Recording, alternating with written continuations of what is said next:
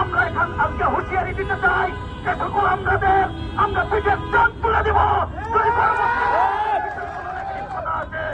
আপনারা জানেন আমরা 5ই আগস্ট এদের স্বাধীন করেছি। আমরা এই চত্বর থেকেই আমরা আমাদের দাবি বাস্তবায়ন করেছিলাম। আমরা বৈষম্য বিরুদ্ধে আন্দোলনের 71 দফা ঘোষণা করে আমরা আমাদের দাবি একাত্মবাদ ঘোষণা করেছিলাম। সেই সাথে আগামী 7ই সেপ্টেম্বর আমরা আমাদের দাবি বাস্তবায়ন করে ঘরে ফিরব ইনশাআল্লাহ। আপনারা জানেন আমরা আগামী 7ই সেপ্টেম্বর আমাদের মহাসমাবেশ চূড়ান্ত সমাবেশ দেখেছি, যেখানে সারা বাংলাদেশ থেকে আমাদের শিক্ষার্থীরা আসবে। আমরা ইনশাআল্লাহ সেখানে আসবো। আপনারা সবাই আসবেন তো?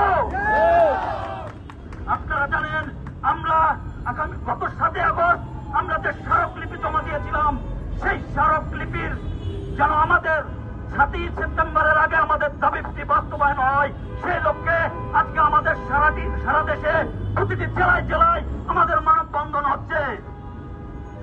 আমি আমার বক্তব্য বলে দীর্ঘায়িত করব না।